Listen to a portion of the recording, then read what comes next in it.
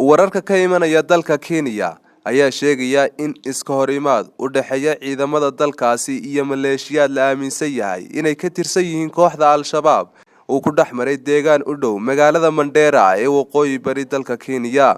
Gudoomiyaha gobolka waqooyi bari ee Kenya, Maxamed Barik, ayaa warbaahinta u xaqiijiyay in ciidankooda ay la dagaalamayeen maleeshiyad ka tirsan ururka Al-Shabaab oo weerar ku soo qaaday.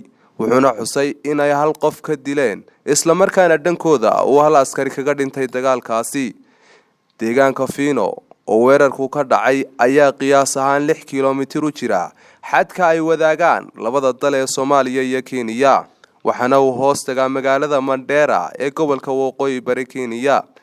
Hay'adaha sirdoonka dalka Kenya ayaa sheegay in ay goor horeba ka war heleen xogo ku saabsan in maleeshiyad ka tirsan ururka Al-Shabaab ay qorsheynayeen weeraro ay ka geystaan gudaha dalka Kenya mar kale, balse lagama hortagin. Gudoomiyaha gobolka waqooyi bari dalka Kenya, Maxamed Barik, ayaa sheegay in ay socdaan howlgallo ballaadhan, isagoo intaasi ku daray in ay ku raad joogaan raggii weerarka soo qaaday. Kooxda Al-Shabaab ayaa dhowr jeer waxa ay weeraro ka geysteen gudaha dalka Kenya, iyadoo ay dhawaan dawladdu ay soo saartay digniino ku aadan weerarada ururka Al-Shabaab ay ka qorsheynayaan inay ka fuliyaan gudaha wadanka Kenya.